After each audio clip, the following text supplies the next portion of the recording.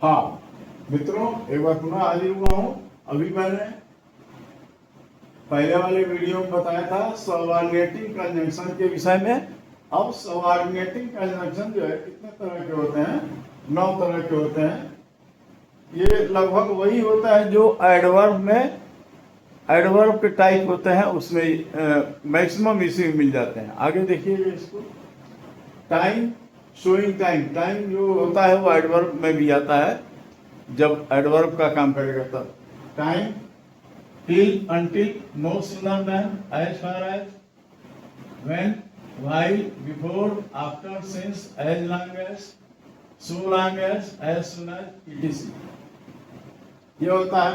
Place में आपका मुख्यतः 3 होता है। Where, wherever. Wherever में जहां कहीं भी। वेयर माने जहां या कहां, वेयर एवर माने जहां कहीं भी। और वेंस है, WHENCE, वेंस माने कहां से या जहां से। तो ये बहुत कम है, इसको तो याद रख लीजिएगा।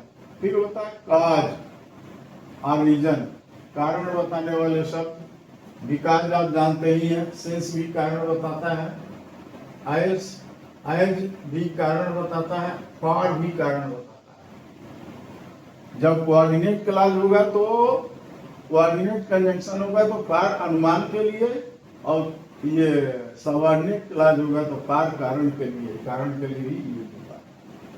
चौथा है कंडीशन। कंडीशन बताने वाले जो कंजंक्शन होते हैं,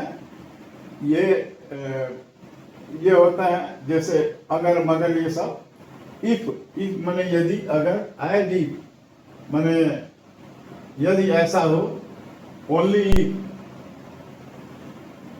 सिर्फ यही। अनलेस माने ये अनलेस का अर्थ होता है जब तक कि न, ये किसी कार्य वगैरह करने की वो कंडीशन होता है कि जब तक तुम पढ़ोगे नहीं, पास नहीं होगे, तो वहां पर अनलेस का प्रयोग होता है, निगेटिव सेंस देता है। प्रोवाइडेड है, प्रोवाइडेड माने बशर्ते, प्रोवाइडेड मीन्स बशर्ते। और इसका एक और होता है प्रोवाइडेड दैट भी आता है। प्रोवाइडेड दैट का भी अर्थ वही होता है। वेदर, वेदर का अर्थ होता है कि इस दशा में, तो वेदर हो गया। If, as if, only if, unless, ये हो गया कंडीशन शो करने वाले शब्द। पर्पज, उद्देश्य, कि हम ये काम क्यों करते हैं। जैसे कि वी ईट, जैसे यहां पर है वी ईट, दैट वी में लीव। यहां पर दैट जो है ये पर्पज बता रहा है, तो ये जो हो गया पर्पज, शोइंग पर्पज। दैट है, सो दैट है, माने इसका भी अर्थ है, या इसका अर्थ होता है कि, और सो दैट माने कि ताकि। यहां पर भी सो दैट लगा सकते हैं, दैट की जगह पर वी ईट या सो दैट भी लगा सकते हैं, दोनों का अर्थ सेम आएगा। सच, गैप, दैट, यहाँ पर सच के बाद कोई कोई नाउन आएगा, सच, दैट, ईटीसी। 3 ही है, एक आध और कहीं आएगा एग्जाम्पल में तो बता दूंगा। हाँ, so that, in order that, इस क्रम में, लेस्ट ऐसा ना हो कि, यह भी कंडीशन शो करता है, ईटीसी। रिजल्ट या इफेक्ट, रिजल्ट या effect, so that, such that, etc.. 2 ही है मुख्यतः। यहां पर सो के बाद एडजेक्टिव आता है और सच के बाद हमेशा नाउन आता है। कंपैरिजन, तुलना,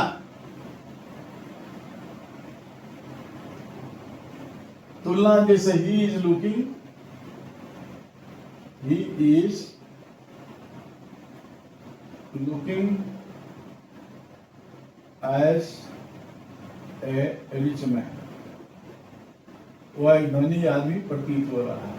तुलना, एज है, एज मच एज, इतना अधिक, यहाँ मच लिखा है, इतना अधिक की इतना, यहाँ पर मच की जगह पर जिस भी क्वालिटी का तुलना करना है उस क्वालिटी का नाम आ जाएगा। जिससे this book is as interesting as that book.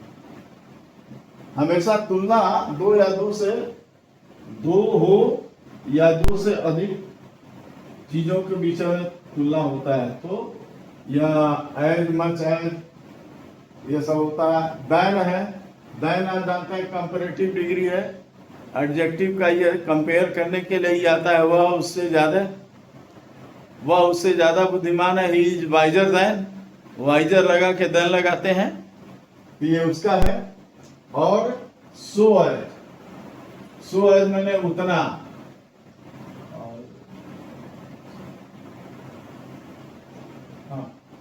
ETC।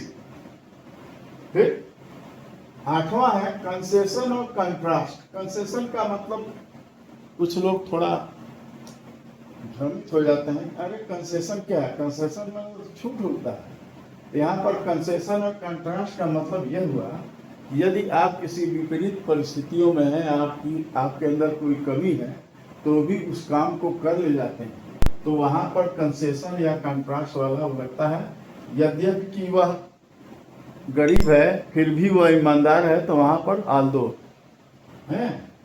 तो ये इसमें होते हैं दो, आल्दो दोनों का अर्थ एक ही है। आल्दो का प्रयोग ज्यादा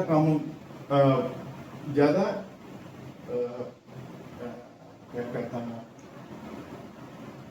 उसमें ग्रामर में ज्यादा सही माना आता है। इवन इफ है इसके बावजूद, इवन ही माना इसके बावजूद, तो यह हो गया तो भी इसका अर्थ हो गया। अब यह हो गया कंसेशन। लास्ट है एक्सटेंट और माइनर।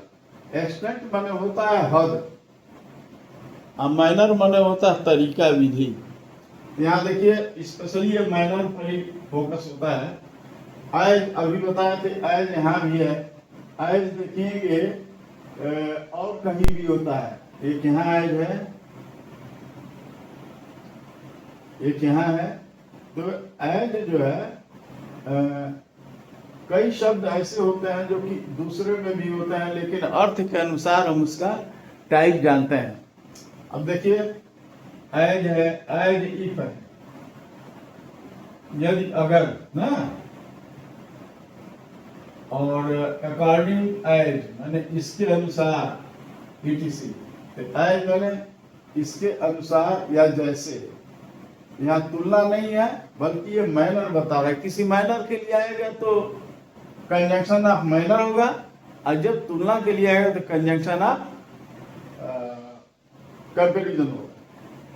तो ये सारे थे आपके इनके 9 टाइप। अब एक अलग से वीडियो बनेगा, इसके बाद आज इतना ही। इस सबको आप चाहें तो इनका एक स्क्रीनशॉट ले लीजिए।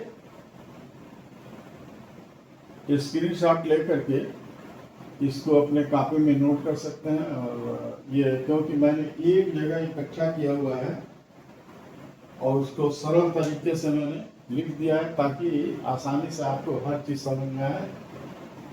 और आज यहीं तक। अगला वीडियो अब एक एक टॉपिक पर, जो 9 टाइप हैं उसमें 3 टाइप को एक एक बार में मैं बनाऊंगा, ताकि वीडियो छोटा हो और आपको ज़्यादा दिक्कत ना हो समझने में। अगर वीडियो अच्छा लगा हो तो कृपया लाइक सब्सक्राइब करें और कमेंट में ज़रूर हमें कोई न कोई अपना सुझाव दें, या कोई भी चीज़ आपको जानना है उसके विषय में हमें बताएं। Thank you so much.